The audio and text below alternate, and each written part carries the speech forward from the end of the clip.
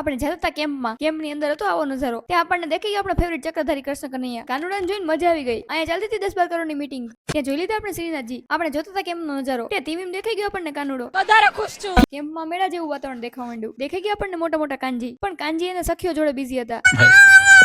એટલે ત્યાંથી રીસાઈને આપણે પહોંચી ગયા માતાજી પાસે. ત્યાં જે જેવાલા કરી લીધા તે કાનજી થઈ ગયા ફ્રી. પણ આ બે ભાઈ બેન બાકી રહી જતા હતા ફોટા પાડવામાં. આજ ફોટા પાડવામાં આપણો વારો આવવા નથી એમ વિચારીને આપણે પહોંચી ગયા બહાર. આંખ ખુલવી ઇઝ નોટ ઇમ્પોર્ટન્ટ, ફોટા પાડવા ઇઝ ઇમ્પોર્ટન્ટ. ये बड़ी अच्छी बात कही है. ફોટા પાડીને આપણે જતા હતા આગળ. જય શ્રી રામ, જય શ્રી રામ. ત્યાં રસ્તામાં દેખાઈ ગયા મસ્ત નજારા.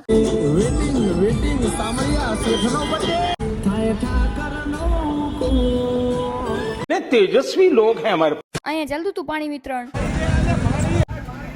वाह क्या सीन है.